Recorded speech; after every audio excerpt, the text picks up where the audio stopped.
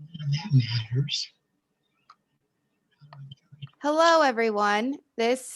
And welcome to Sheridan Community Land Trust Discovery Session, a virtual Hoot all about owls, sponsored by VacuTech. Please visit SheridanCLT.org for our future events such as Hiking into History and Big Goose Creek virtual tour.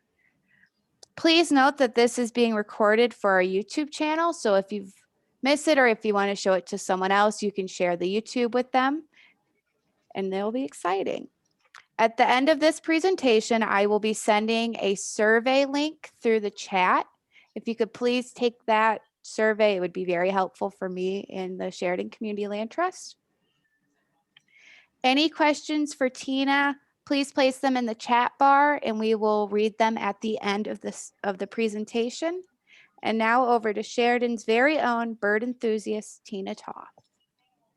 Hi, everyone. So I know I'm looking really dark right now, and I'm going to close the blinds behind me in a minute, but I thought I'd just give bonus points to anybody who can tell us in the chat afterwards where I'm at right now with this fantastic bridge behind me. Unfortunately, you can't see the Brandt's cormorant and the millions of gulls that are out there driving me crazy trying to ID them. So I just wanted to give you that little fun bit, and I'm going to turn this around, and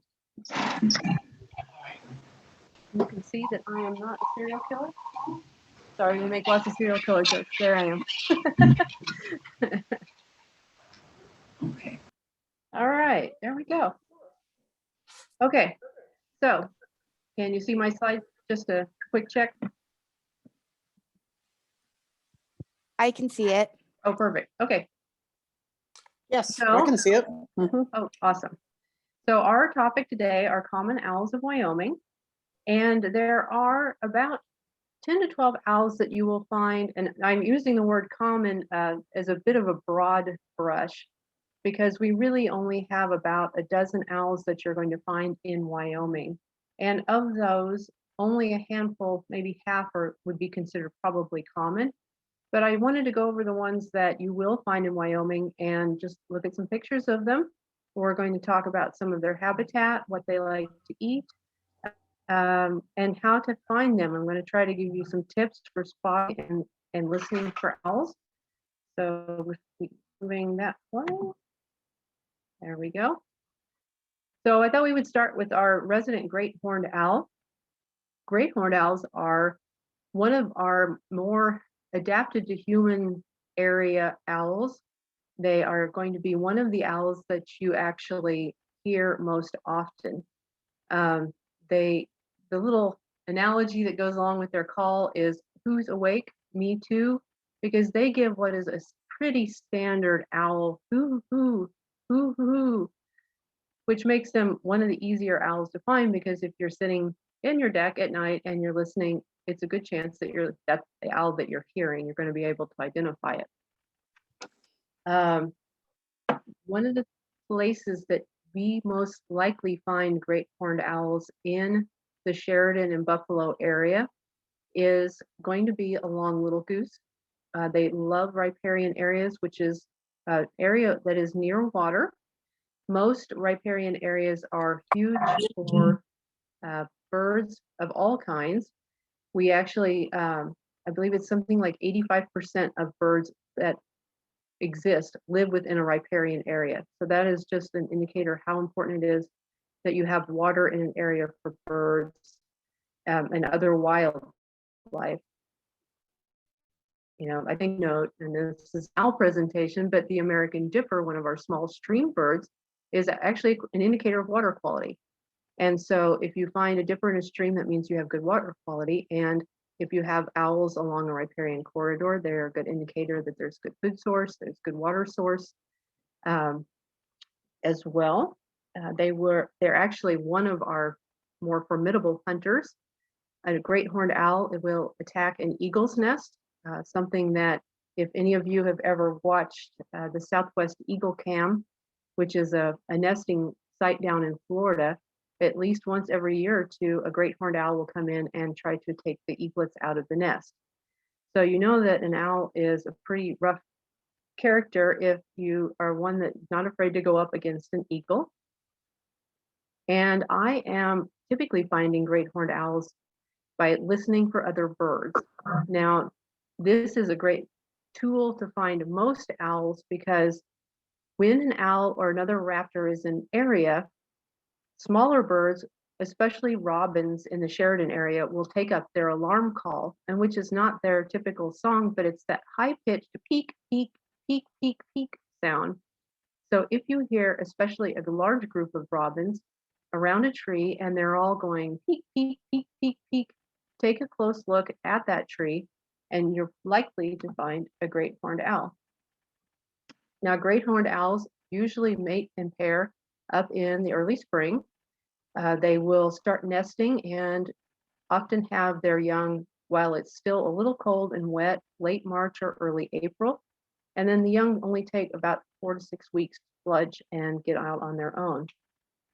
As you can see, these are some pairs of young on the bottom left and the bottom right. The ones that are on the bottom right, and for those of you who are familiar with the Sheridan area between here and Buffalo, at Piney Creek exit, there's an osprey nest. And this female put up her nest in the osprey nest and had the 2 young, and they were there and gone before I ever had a chance. I was mortally afraid every time I drove past the nest that I would see one on the ground and then we would have to figure out what to do with it. But the answer is usually best left to its own devices because just like other birds such as robins, the fledgling owlets usually end up on the ground.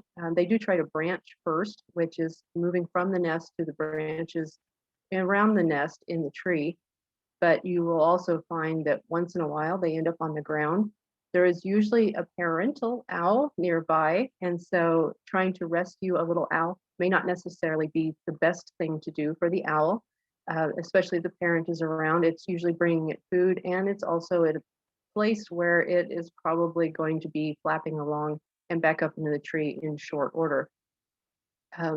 The 2 in the middle are a mating pair, and you can see from his size on the right, he's the smaller owl, that he is the male, and the female is larger, just like eagles. The female is the larger of the 2. And then the one on the bottom left is actually out at Ucross, which is one of our important birding areas. We're actually doing a walk out at Ucross in April, which I believe is the 24th, and we'll have that open to the public if anybody wants to come out for that. And I can, I believe I took the picture of the young owl up in the tree around late March or early April. So it's a good chance that we'll see those young owls out there on that walk.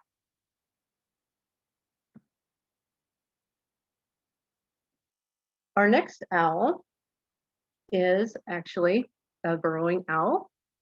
It's one of my favorites, and it's one of probably the second owl I actually ever got to see live, and that is because they're diurnal. And a diurnal animal is one that is active in both day and night. Particularly in the evening. Another fun word that I like to use is crepuscular, if I can spit it out. I need a little water to get that one out, which is the time at night between just dusk, basically, as the sun starts to set before it gets to be full dark. These burrowing owls are a lot of fun. They actually are part of a study that is being done right now by a woman named Andrea Orabon. She's a non-game bird biologist at Wyoming Game and Fish Department, University of Wyoming. And they put some tracking devices on some owls at various locations around Wyoming. And they have gotten to watch them fly to their winter grounds, which are usually down in southern Arizona, New Mexico, and sometimes northern Mexico. And now they're starting to fly back north again. So these little guys are going 2 to 3 states away. They're one of the smaller of the owls. They live in prairie dog colonies, which also makes them one of the easier owls to see because there are, as we know, in Wyoming, prairie dogs pretty much everywhere. And as one of my favorite quotes I saw earlier this year, from the Badlands National Park was, if you see a prairie dog start to fly, that means it's a burrowing owl. And that is one of the ways that I usually spot a burrowing owl, is that from a distance, while you're sitting at a prairie dog colony, you're watching those little owls or the little prairie dogs run around, and all of a sudden one takes flight. That's actually a burrowing owl. And they are typically, I find them toward the edges of prairie dog colonies. I have in urban areas, they are often in prairie dog colonies, but I find that in Wyoming, they are more often out in wider open spaces, I think just because we have more of them. Places like Thunder Basin are excellent places to find the burrowing owls. Chain Lakes Wildlife Habitat Management Area is a good place as well. They do not typically eat the prairie dogs, though I'm sure they would take a young one if they could. They are more of a purveyor of insects, lizards, and small birds. They actually eat quite a few insects, so they're good for our little system of, if you don't like the mosquitoes, if you don't like the cicadas, if you don't like the grasshoppers, these guys are eating them and taking care of them for you. I have not actually even heard burrowing owls, so I won't try to replicate their sound. I do speak bird every once in a while, but only to people I don't feel embarrassed to do so. So it's a good thing we're on Zoom, because I don't know all of you by face, and I can make a few goofy sounds, and hopefully you won't make too much fun of me later on.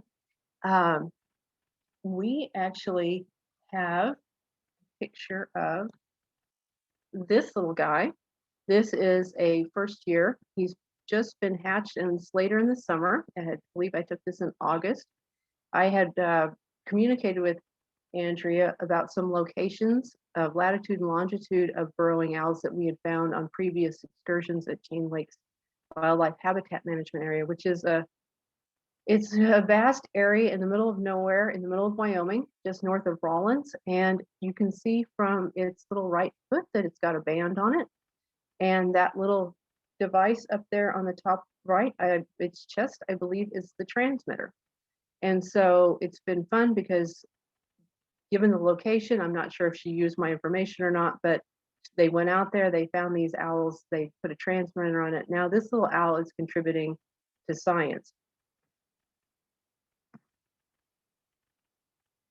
As you can see from the group on the left that was also at Chain Lakes, there can be pretty large groups of young. This one is a group of 6. I believe there were actually a couple more. And given that they all look like they're about the same age, I'm going to say that they're all from the same nest, though there were various nests in the same vicinity. So they are a large group of, a large litter, if you will, of owls. This little guy over here on the bottom right was out at Thunder Basin, and you can see how well he blends in, actually. If you don't see the yellow eyes, if you don't see the quick movement, you would think that he's just part of that little burrow there. And that's part of the beauty of nature, is that they do a great job of making sure that that little critter blends in with his environment. So he's not a target for predators.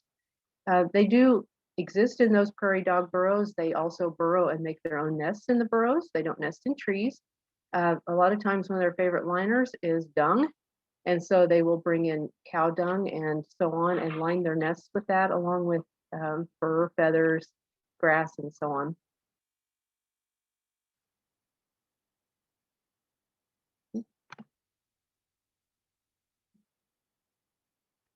Now, short-eared owls are always one of my favorites. I love to talk about a study that we took part of for the last 4 or 5 years. It's no longer going on, but I just got to give a shout out. If you're interested in owls and studies and educational type materials, the Western Azio Flammulated study, which is WAFLS for short, WAFLS, was a study that was done out of the University of Idaho, and it was an astonishing amount of citizen science that went into studying short-eared owls. Now, short-eared owls have a wide range of habitat, but they're an eruptive species, which makes it hard to track how their population is doing. Eruptive being that a lot of time it's based on how much the food source is available. They don't always stay in the same area, though, most animals will to save on energy. But if a food source fluctuates, then the owl fluctuates. As far as breeding, sometimes they may have a year where they don't have a nest. Sometimes they might have two, and that's dependent on how much food the source is available. It nests on the ground, so similar to the burrowing owl. Thank you. Similar to the burrowing owl, it actually is grassland dependent. And one of the interesting things that they found in this study, they were looking at it from trying to find out how much human involvement, if you will, interfered with the owl's cycles. If you have I'll back up a little bit. What we would actually do, citizen science, started in Idaho, expanded to, I believe, 7 or 8 different states by the end. They had hundreds of volunteers like myself, other people involved with Audubon, just common everyday people out on routes that we would do once, and then we go back out again.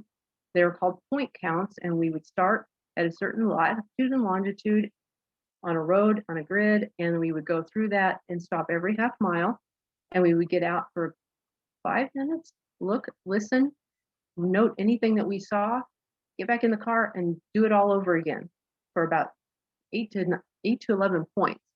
And all of that information fed back in. And while we were doing it, we're taking habitat information. And I love it that it gets people so involved. So if you ever see a study that involves something that you're interested in, that's wildlife related, it's such a boon to scientists to be able to use just everyday folks to get out and look for something or listen for something and to report that back, because it's just boots on the ground that they do not have. And that was part of the fun of it. The studies actually found that some of the habitats they expected the owls to be most disrupted by human involvement were not as disruptive as they thought they would be. And a good example of that would be cattle.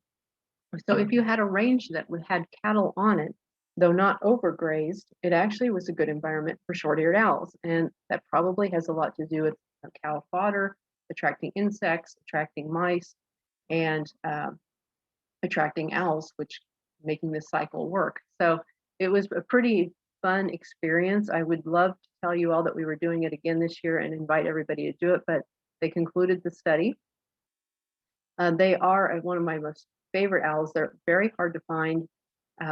They have an interesting mating display though. And one thing that you can watch for is, if you're familiar with harriers, northern harriers at all, which is the hawk, similar facial disc markings, these birds fly very similar. They have very similar habitats, but during the breeding season, they go up into the sky and do clapping, wing clapping and aerial acrobatics that makes them really stand out. Once you see them do it, it really will draw your eye. If you're driving down the road and you see something in the sky, I would recommend going to YouTube, watching short-eared owl videos about their mating and flapping and clapping, because it will help you when you're out looking for one to be able to spot one. And these are 3 different examples of our little short-eared owls here. The one on the bottom left was taken at Thunder Basin North, which is just north of Gillette. This was not on one of my owl routes, and just out looking for birds. They're particularly fond of the sagebrush area. So again, like the burrowing owl, grass and sage dependent, makes it so much more important that we protect the sage and the grasslands as much as we can for their benefit. And this little guy on the right was a beautiful one we found up at Bowdoin National Wildlife Refuge in Montana. So they are a bird of the West, found in various states out west. I believe they're actually one of the few owls that are found on every continent, which is kind of fun as well. This little guy in the middle is the same one that was on the previous screen, and I found that along Tipperary Road, which those of you who are familiar with the area is just east of Buffalo. And those little guys come out in the early morning especially just after the brood has started snapping up and wanting their food first thing in the morning. And the parents are busy trying to hunt down mice, voles, other small animals for them to eat. And they're a little bit more active during the day while they have young in the nest.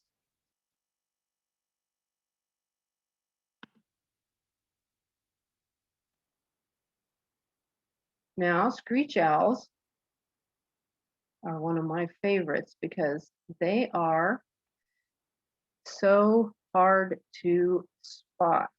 They will nest in trees and in man-made nest boxes.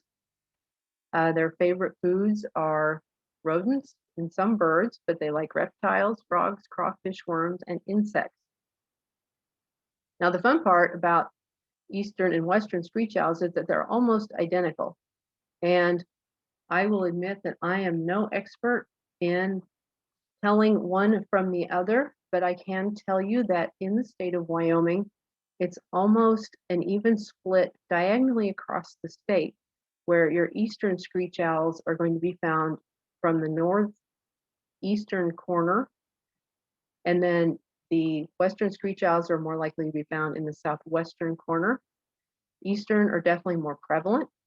This western screech owl picture was actually taken in Arizona, but I used it for an example just because I've never spotted a western screech owl in Wyoming. I have, however, seen the eastern screech owls. This guy in the top right corner, the eastern screech owl, I found, and I will give credit to credit is due, a nice fellow named Rob over in Powell pointed me over to where the eastern screech owl was in the Willwood wildlife habitat area. And there was some debate as to whether or not it is an eastern or a western screech owl, or if it's potentially a hybridized version of the western and the eastern. Eventually kind of came down on eastern, but there's still, the jury is still out depending on who you ask and which one thinks the eastern or which one thinks the western. The one defining thing that you can look for in these two birds is typically the darker colored bill on the western and the lighter colored bill on the eastern. But as you can see, it's pretty hard to tell one from the other. The eastern and western both have the same frontal markings, but the western's a little bit more of a zigzaggy thing going on. Zach Hutchinson, he's our Audubon community science coordinator, has a great blog that is related to birds. It's called Flocking Around. And he has a fantastic little presentation about telling a western from an eastern. And if you're interested in that, I would suggest joining his blog. You can also search for that and do some information looking on your own. The sound of our eastern screech owl is a drawn out whinny and sometimes a defensive screech. Now, the interesting thing about our screech owls is that I have heard more often the great horned owl screech than I ever have a screech owl, especially the young great horned owls. I know many a time I have set out on foot thinking I'm looking for some type of screeching owl, but it turns out when I find it that it's a great horned owl because that is what they do. The screech owl itself has what is sometimes described as more of a bouncy ball, boop, boop, boop, boop, boop, boop, boop, boop, boop, boop type of sound. And they do differ a little bit between Western and Eastern, but just for your enjoyment, I am not going to try to replicate verbally which one is which. I will admit that the one on the right, I sat in a snowbank for 45 minutes hoping to hear it vocalized so I can tell you whether or not it is definitively an Eastern or Western, and it never said a peep. Again, one of the most fun things about screech owls is how hard it is to actually spot them. So making it, when you do spot them, even more fun. They are occasionally found in Reshaw Park in Casper, probably most of the time by ear. I know there used to be a nest for one at the entrance of the park in, that town that's just south of Casper, Glen Rock, thank you. And they cut the tree down. Unfortunately, I think it was getting ready to fall down anyway, because they do like to nest in cavities. unfortunately, but someone did spot it about 2 or 3 weeks ago, still in Glen Rock Park. And the reason that she spotted it was, as I mentioned earlier, a flock of chickadees had come along and was peeping and pecking at the tree in the area where the screech owl was, which gave it away.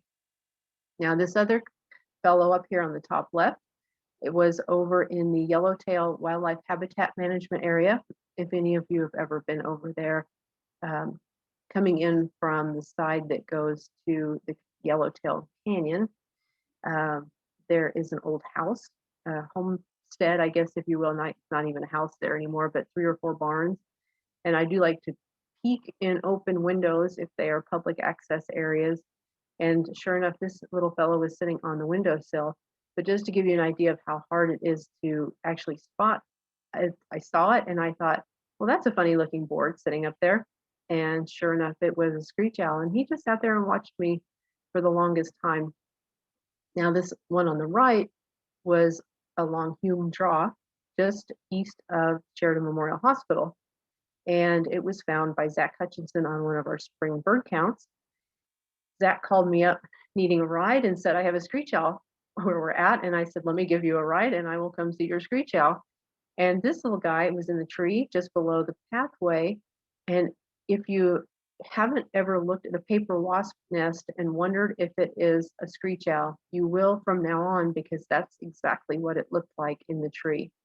And while I was sitting there looking at the screech owl, at least 2 people walked by behind me and said, well, what are you looking at? And I said, well, there's a little screech owl down there in the tree. And I pointed right at it, and it was probably 20 feet away from all of us. And they shook their heads and looked at me and said, I don't see it at all. And they walked off. So that's pretty much how hard it is to spot a screech owl. And to give you one more example of that, one of my favorite pictures I ever took was out along Highway 335. That again, they're kind of a woody type owl. They do like a tree area, not so much an open grassland area. Because as you can see, if you can find this owl, it's not in the middle of the screen. It's on the bottom right of the screen. And my friend was saying, the owl is right there. And I'm saying, I do not see the owl, but I'm going to take a picture of it anyway, just in case. It is actually there, and hope that I have it in the frame. And this is exactly what I got. And so the owl is down here on the right. And that is why they're so hard to spot. But if you've ever heard one, and I know I've heard, again, the vocalization is just incredible. It's a little bouncy ball, just boop, boop, boop, boop, boop, boop, boop, boop. And I did manage to hear one, a Western, down at San Luis State Park in Colorado once. And it was just an amazing experience.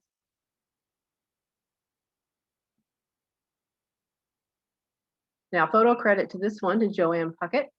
She found this guy east of Buffalo.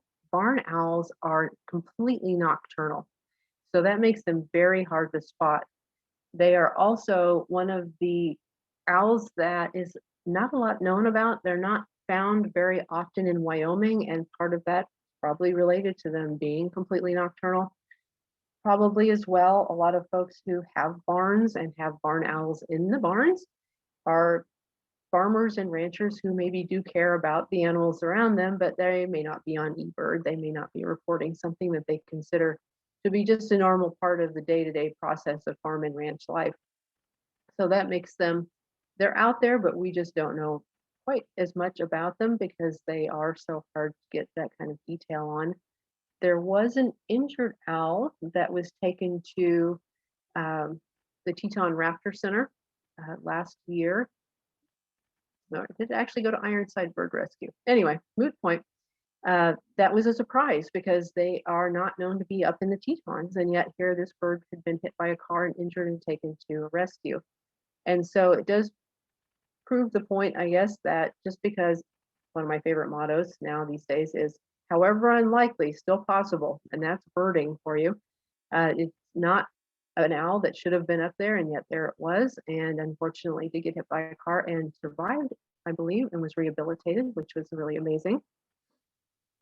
They do ban them in places like Bar Lake State Park in Colorado, and I know bird banding is pretty popular down there. They do it fairly frequently, so if it's something that you're ever interested in, if you're a Colorado folk that you're on the call, that you're of course more than welcome to reach out to them and see about getting signed up for one of their bird banding experiences.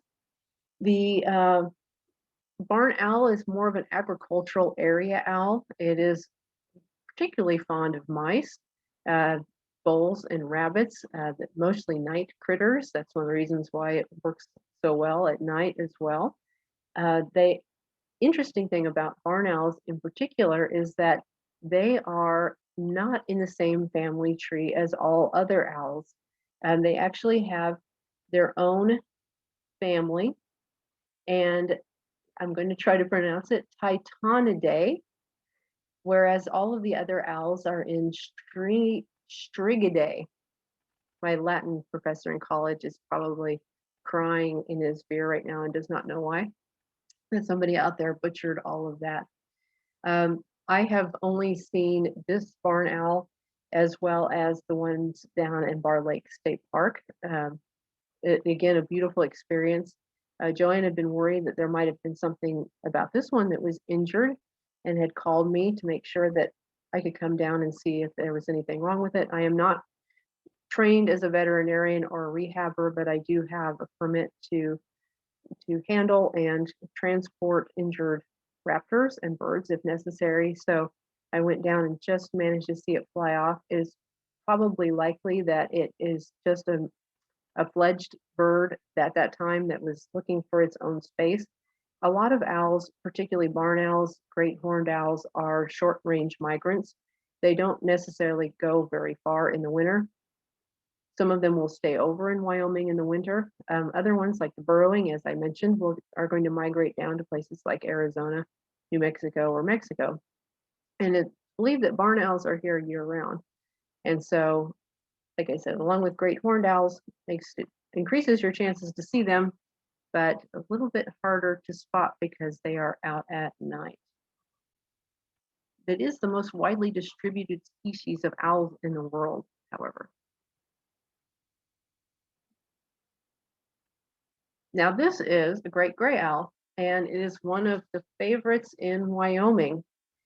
Great gray owls are typically found up in the Yellowstone and Teton area. We always joke that the Park Service has wheeled out their robot owl because there's always one around. And I always joke as well that the best way to find a great gray owl is to look for the flock of people watching it, just like most animals at Yellowstone. Great gray owls are considered sensitive species, and for birders who do this sort of thing regularly, sensitive species are birds that the fear is that if one is reported, like on a place like eBird, and I'll explain a little about eBird just as a side note here. eBird is a product of Cornell University, and it's actually website and now an app that you can use to track your own bird list, report birds, and research what birds you might see when you go somewhere. For instance, right now, I am not at home, but I have been using eBird and related apps for the last 4 or 5 days to search out fantastic birding spots and get lists of birds that I might see while I'm there. We actually have a local Sheridan, Wyoming resident, Bob Berry, who has put a lot of money into the eBird app, which makes it kind of even cooler that we have a local citizen who's so enamored by the idea of that citizen science, because all that information feeds into huge amounts of database material that scientists can use. And going back to our short-eared owl, one of the things that they managed to pull into their research as time went on were reports from eBird, as well as the citizen science reports that they were using. Doing it in a citizen science way gave them windows, and it had to be done in a certain time frame, it had to be done a certain way, whereas there's a certain amount of randomness and hoping that people get their reports correct in eBird. But if you take out the chances on the high end or the low end that things are not quite as right as you would hope they would be, you still have this huge amount of data, especially if people are including photos or good descriptions of the animals. So on eBird, great gray owls are reported You can find photos of them, but they typically do not list the location or the date and time when they were seen. And that is to prevent people from, in theory, thundering across the plains and rushing over to see the bird and causing it to be stressed and getting in the way of its little life. So that, along with birds like gyrfalcons, those are the two in our state that I'm familiar with that are on that list. So great gray is actually one of our larger species, but funny enough, it is one of the lighter ones because it has a huge amount of feathers, which don't actually weigh as much as the bird itself looks like it would. It does like to nest in trees, on top of dead trees, broken ones, particularly mistletoe clumps and so on. Its favorite meals are voles, mice, lemmings, and chipmunks. One of the most fun things to watch great gray owls, and again, there are videos out there if you're a YouTube fan of watching them hunt, but they will perch on a tree at the edge of a wood or on a fence post and listen. And that big facial disc, one of the thoughts is that it actually helps promote that listening experience for the owl, so that when it hears the smallest noise of a mice or a vole underneath the snow, that it will fly up and come down straight on it, breaking through the snow to grab that varmint that it couldn't even see, which is a really amazing thing to watch. And this guy was up in Yellowstone National Park in the Marina area, which is a good place to find them as a general rule. It was surrounded by other people with giant lenses. And that's, again, the big indicator that there is one about. Like the barn owl and the long-eared owl, they have asymmetrical ear openings that help them find prey by sound alone. The left ear opening is higher on the head than the right ear opening, which enables precise directional hearing and lets them nab invisible prey. It's one of the most fun things about them. It is, again, one of the tallest owls. It likes to perch on the edge of woods and hunt in the open areas, particularly at dusk and dawn and during the dark. Similar to the great horned owl, I find that they like to come out at crepuscular light when it's just starting to get dark, almost like they're letting their eyes adjust or just kind of coming out and shaking out the cobwebs, waiting for full dark to come on before they take off. I often have a great horned owl on my house in the summer on the top of the house. It will come out from the trees about 15-20 minutes before full dark and sit on top of the house and wait for it to become full dark.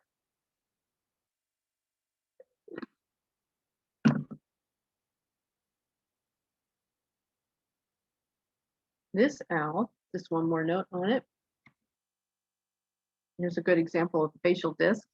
You can see the big round space there.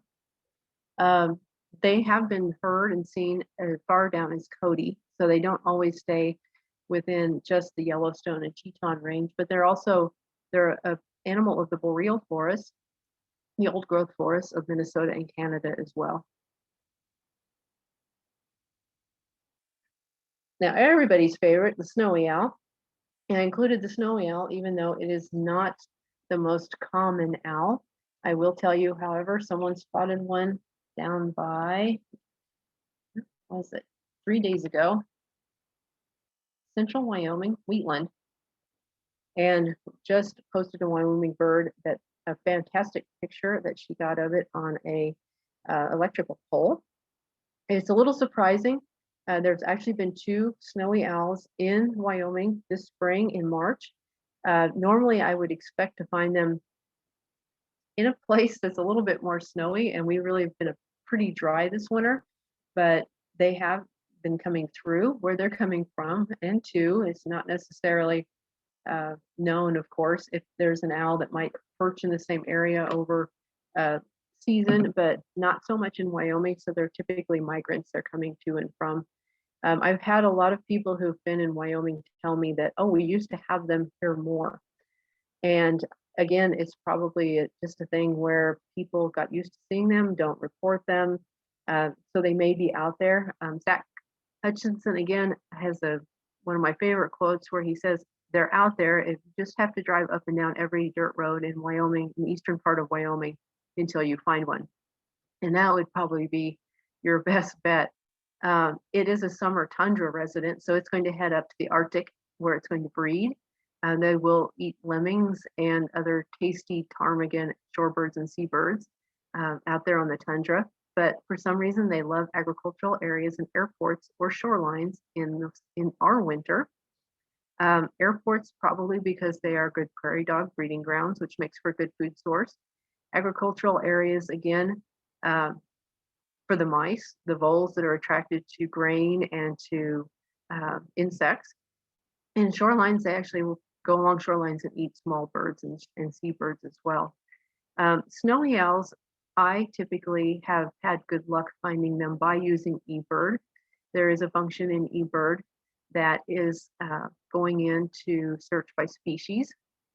And so I will, before I go to an area looking for them, I will go in and look for sightings of snowy owls. They're not considered a sensitive species. Obviously, if one shows up in Oklahoma City, it's probably something that's going to be unusual and people are going to flock to it, if you'll pardon the pun, and sometimes cause the owl distress. Just a side note to that, obviously, if you want to protect the animal, you try to avoid causing it any stress. I know the snowy owl that came to Central Park, New York, the first one in decades in that area, became quite the sensation. And so the Park Service had to make sure people stayed back. There's a famous picture of a snowy owl in Colorado where somebody had trespassed onto private land, walked through a field and walked right up to the owl that was sitting on one of the irrigation contraptions. And so don't be that person. If you do see something really cool, anytime you see a bird, if you can avoid flushing it, you're making sure the bird is not using energy and food stores that it doesn't have. Perhaps that you're causing it to go out where it is potential risk for other predators. And so, always remember to look from afar and enjoy the bird without trying to disturb it. I know every one of us has probably walked along a pond and scared up a bunch of ducks. I probably did that 10 times today by accident. And so, take that with a grain of salt. Sometimes, obviously, it can't be avoided. Now, they are a big fan of fence posts as well as telephone wire areas. The ones up in the top left and top right are both from Wisconsin. Again, I found both of those by using eBird and finding that in Freedom, Wisconsin. In the winters, you can find them. And so we drove around on dirt roads until we saw 2 or 3 cars stopped at the side of the road, because that's what I say is a sure owl sign. And yep, there were 2. The females are darker and the males are lighter. And so the one on the top left is going to be your male, and the one on the top right is female. Now this little guy down here in the middle is actually taken up in Montana, the very northeast corner of Montana near Glasgow, last February, not this year, but last year. And this is what I would have normally called a bag owl, because when we first started looking for owls, one of the first places I went was out at DIA Airport in Colorado, where one had been spotted, and I had a different camera then, and the bird was about, if you have a full section of a section of land, the owl was smack in the middle of it, and that owl was so far away that I could barely get a picture of it or see it. And so doing a driving up and down dirt roads, every time you see a white plastic bag flapping around in a field, you pretty much have to determine that it's a bag owl. So there's a lot of log hawks and bag owls in my life. One of my favorite little owls is the northern Saw-whet Owl. And these are very shy birds. They're very small birds. As you can see, it's only 7 to 8 inches long. They love dense woodland, deciduous and conifer forests. They do like an open underbrush area, however, that way they can hunt while remaining in the trees. They're typically very quiet, though they do have a lovely little toot, toot, toot, toot, toot call. I apologize there. I need a drink before I keep doing any more calls.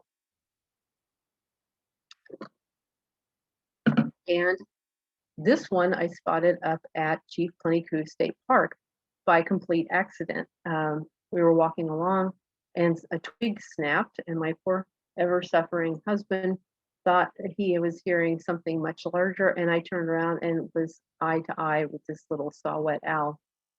While they are very shy owls, they don't often flush. That means that as you come along, you're making noise and stomping along like humans like to do, that a lot of times they will just stay in their tree and not move. I would say that your chances of spotting one, though, are pretty slim because they are so small. But if you are going to look for them, the best places to do it, again, in a riparian area. Most sightings are within a river area, very close. This was along the creek up there at Chief Plenty-Coups, which is a very small creek in a very dry area. And it was late in the season, so it might have been a migrant as well. But one of the fun things about the saw-whet owls is Zach Hutchinson, again, he does a fantastic little banding of saw-whet owls in the fall down in Casper with the Murray Audubon Society. If you're interested, I would you can contact me, or you can contact Zach Hutchinson directly through the Murray Audubon Society. You go up to the Bert Ray cabin and you get a nice wood fire going. They use signal calls, so you can hear the recording of the owl at high pitch, going and going and going, as well as mist nets. And mist nets are very fine nets that do not injure the birds. They put them up and the owls are drawn in by the call, and they come in. You go out very frequently to check, make sure no owl, you don't want to ever leave an owl out there in the wet or the too cold. As a matter of fact, one year we did it at Edna's K. Wilkins State Park, and it was just too cold and wet, so we took the nets down. So everything is done to try to protect the little guys from any type of injury or cold or what have you. They're handled very quickly, very efficiently. A little band is placed on them, and then they are set free. But you know, if you usually include a donation to the Murray Audubon through Zach, he'll name a bird and give you a certificate of bird with its name and its band number. So if that bird ever gets picked up again, somebody can report on its migratory habits. And one of the neat things that Zach believes is possibly happening is that females are migrating, but that males may be staying on their zones, if you will, and protecting their territories. And that way, when the females come back north, that they are already there and established. So just some information that is coming from the banding that is information we wouldn't know if we didn't use that process. I know not everybody always approves of banding and so on, but obviously the people who do it are very dedicated folks who are trying very hard to make sure the animals have as little disruption or injury as possible. If none, is even better. And the information helps us all decide, you know, if something is wrong or something needs to be done to help them as well.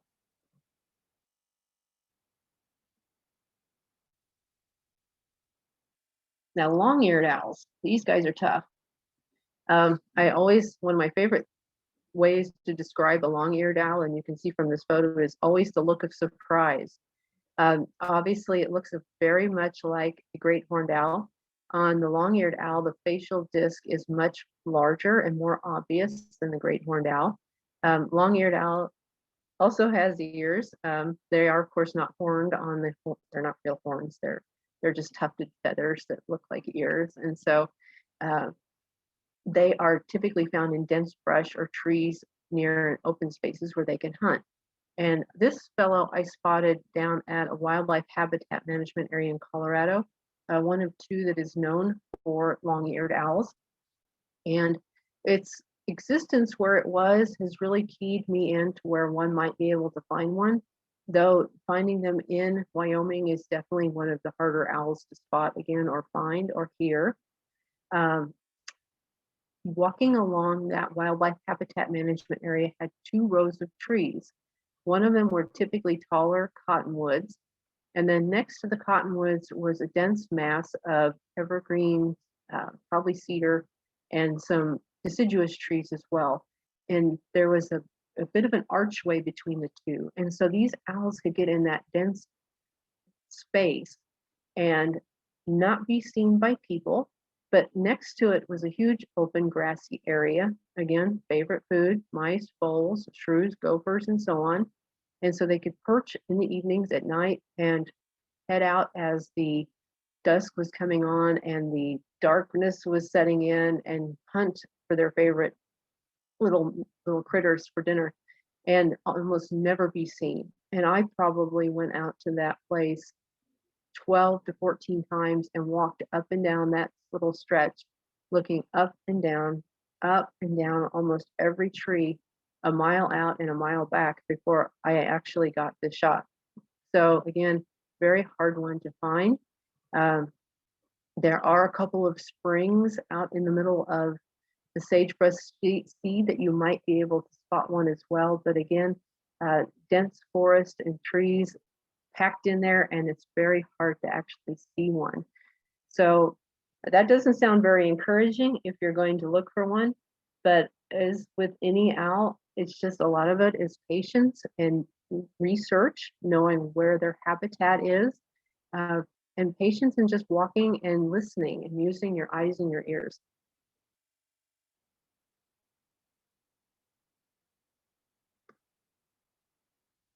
And the flammulated owl is an interesting little owl because we don't know a lot about how many flammulated owls are in Wyoming. I can tell you that in the last year before COVID, there was a survey that started, and people were encouraged to participate in it. Initially, it was a little bit more on the science side, but they started reaching out to other folks toward the end of spring. But unfortunately, when they did, I was not in a position to really go out and help with this little bird and see if we could get a little audio or visual on them and find out where they're at.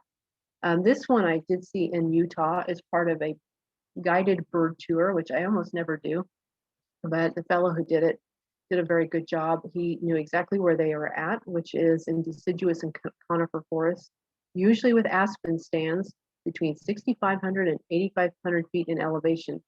So they are very particular about where they're going to be at. This is one of our smallest owls. It's about the size of a golf ball. So while in this picture it looks fairly large, it actually is very tiny. It uses existing excavated holes, such as woodpecker holes, to nest in. And aspens make a good nesting place for it because that soft wood is easy for those birds to excavate. I'm ever so hopeful when I go up a place like Red Grade Road that there are some spots where we have good aspen stands in those elevations. But unfortunately, at my age, it's after dark and I'm tired and ready to go to bed. And so we have talked about going up to these areas and camping overnight because otherwise I want to go home, go to sleep.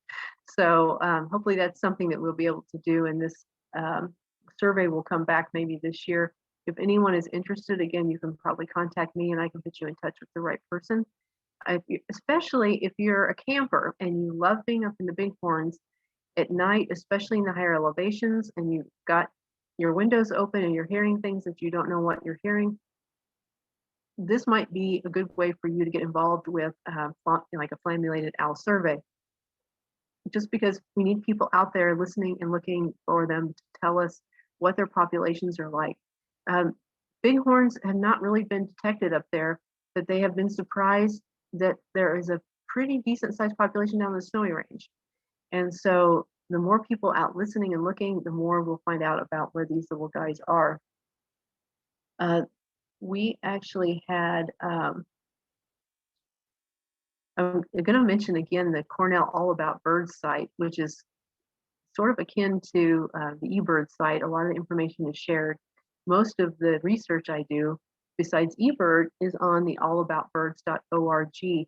And on those pages, you can find the sounds of the owls along with other birds. And so I can, just as a little side note, where I'm at right now, I was hoping to find a Pacific wren while I was here. And every place that we have gone, which I researched before we went out, had Pacific wren listed. And for 3 days, we went to many places I never saw nor heard a Pacific wren. And so as time went on, I found myself listening to the Merlin app as well for what their song sounded like. And on day 3, as we gave up and we were heading back to the hotel, we were coming down a road, and as usual, I was trying not to get pneumonia with my window open, and I thought I heard something, and so we stopped, and sure enough, it was the sound of the Pacific wren. One of the things I can tell you as a birder that's most important to your development, if you're interested in becoming a better birder, is to learn to bird by ear. And just being able to tell a house wren from a Pacific wren or a flammulated owl in the dark in a camp is probably one of the things that's going to take you to the next level of birding. One other thing I wanted to mention about this little flammulated owl is you can see as he's lit up. And that was done by the fellow who was guiding the bird tour. He did not use a flash camera. I did not use a flash camera as well. Typically what you'll find is people who do these sorts of things will have a solid light. So it's not like a flash. And yes, they do bring in the birds a lot of times by using a call, similar to what's done by banding.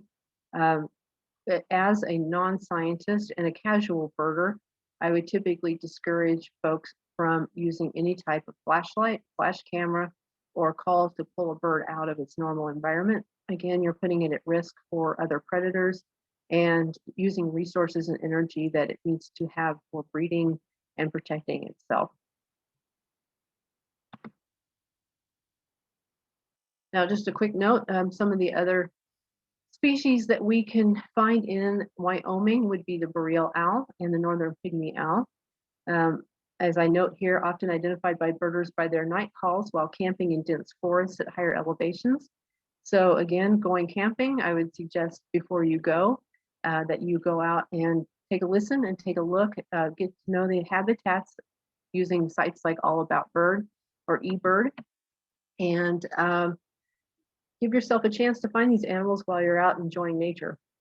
And then on this last page here, I've included some just basic bits of information. Where I have my Bighorn Audubon Society. I have my email on here for anybody who has any questions.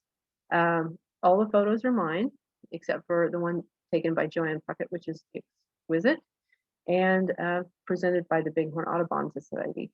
I would also encourage people, before you go out and buy a whole lot of bird books, to check out your schools and local libraries. A lot of times they have bird books, and you might get a chance to check one out for a couple of weeks and find out if it really works for you. I have a whole mobile library myself, some of which I don't use quite so much anymore. But I find that, especially when I'm out of my normal element, like I've been for the last couple of days, that I'm frequently checking my National Geographic bird guide and seeing what it is that I am missing and trying to identify. I'd also like to thank the Sheridan Community Land Trust, who's been a fantastic partner of mine as we do these presentations. And I would just like to say too that I am an amateur intermediate level birder, and so I'm not a scientist. I was an English major in college, and I work in accounting. And so I just do this for my enjoyment, and I hope you enjoyed it as well. And if you have any questions, now's the time. Thank you, Tina. That was amazing. Thank you. Thank you to VacuTech for sponsoring this discovery session for us. It was a great big help. If you have any questions, please put them in the chat and I'll read them to Tina, and then we'll have like a conversation. Also in the chat is a link to the survey for our discovery session. So if you could please do that for me. It takes less than 2 minutes. At least that's what the website tells me. So It's super easy. I made sure it was quick. Um, so I guess my question, Tina, while we're waiting for some to come in is, which one is your favorite of the owls? I know we can't always pick our favorites. They get mad when you pick favorites, but Well, that's one of our common jokes is, and you'll hear us say this a lot, most of us hardcore birders, for lack of a better word, is that they're all my favorites. And especially, I would probably have to say a short-eared owl, because finding one is like finding an Easter egg, the golden Easter egg in a way. And it just really makes the day when you're out there and you're looking at horned larks all day long and you're just trundling along in the middle of nowhere, and all of a sudden there's a short-eared owl. Mike, could you turn on the light for me? Thank you. I can't say I've seen any owls since I've moved out here, but I look and I listen. So hope maybe one of these days. So we have a Well- question. Where did you say I'm going to say it wrong and I'm so sorry, Flammulated Owl is found around Sheridan or Story? I have not seen or heard them in Sheridan or Story. I will admit that every time I walk in Story, especially along the South Creek Trail, that I think this would be a perfect place for flammulated owls. It may not be quite high enough in elevation though. I would say if they're going to be anywhere, it's going to be higher up in the bighorns, probably more likely something like Circle Park Campground, which has a nice aspen stand. It's also around the 8,500 foot mark, as well as some of the places along Red Grade Spring Trail or Red Grade Road.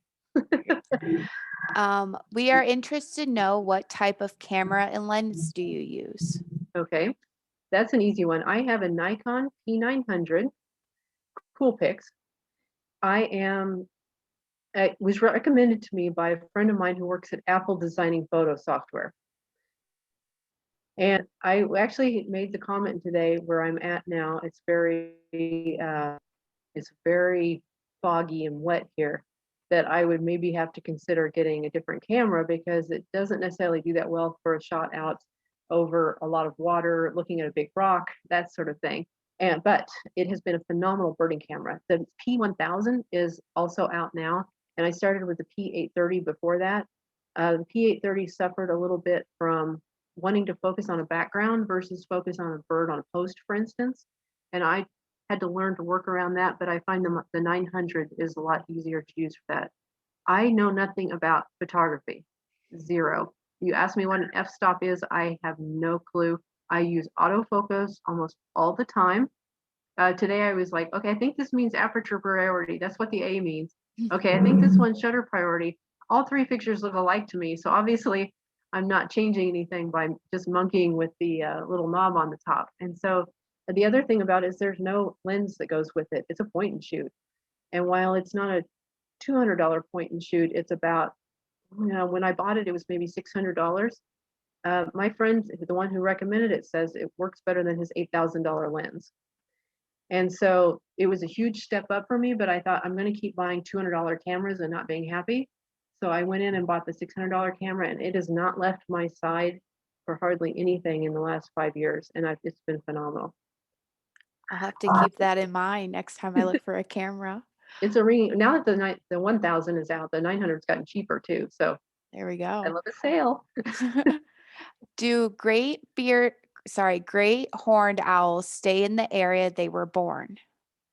That is a good question that I do not know the answer to. So I would have to defer on that one. If you want, I can look up the information. And if you want to drop me an email at the email address I gave, which is tina@charter.net, I will research it and find out. I would say that it's probably a good chance that they stay in the area, but they are a little territorial. And so sometimes you will find an owl that comes back to nest in the same spot year after year, and that a younger owl is not obviously going to be able to nest in the same spot that a parent owl is at. And so there's going to be some diversity as they spread out, and you can't have everybody in one place, obviously. We haven't had anyone guess where you're located yet on your little vacation. So we'll see if anybody can guess. All I don't right. have any prizes to give away, but we do have a question here. Okay.